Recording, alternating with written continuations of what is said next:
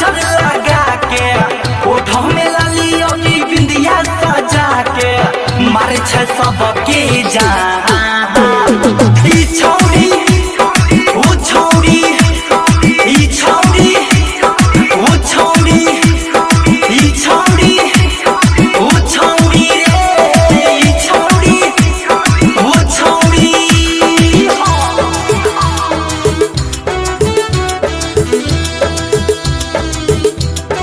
DJ हरिओम Basantpur DJ हरिओम Basantpur DJ हरिओम Basantpur DJ हरिओम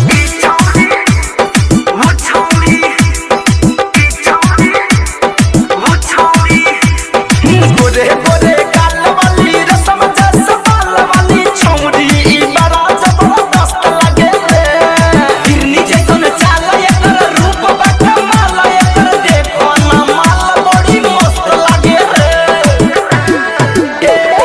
गोरे गोरे गाल वाली रसम जस बाल वाली छौरी ई बड़ा जबरदस्त लगे रे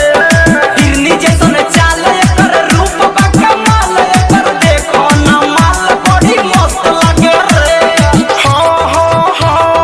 गोरे गोरे बोलिया में पाउडर लगा के चिकम चिकम पेटवा में लोशन लगा के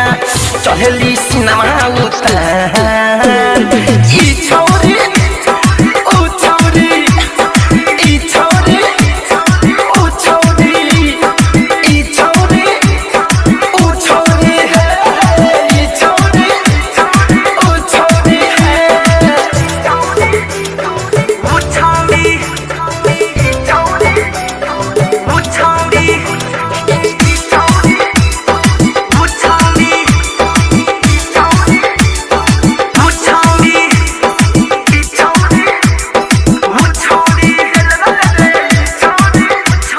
जब से देखल नैन बाटे दिलवा पे चैन बाटे का कहीं कितना परेशान बनी रे धीरज गीतकार हो लागे भइल प्यार हो अब बनी हमर हैरान बनी रे पुत्री धनंजय धड़कन हो लागो तना मन हो का कहीं कितना परेशान बनी रे शैलेश प्रेमी यार हो अब करी है प्यार हो एकरा ना हमू हैरान बनी रे आदित्य मनीष औरी डीजे महेश आदित्य मनीष औरी डीजे महेश लागे लेली परा ई छौरी ओ छौरी ई छौरी ओ छौरी ई छौरी ओ छौरी रे ई छौरी ओ छौरी कादी कादी अखिया में काजल लगा के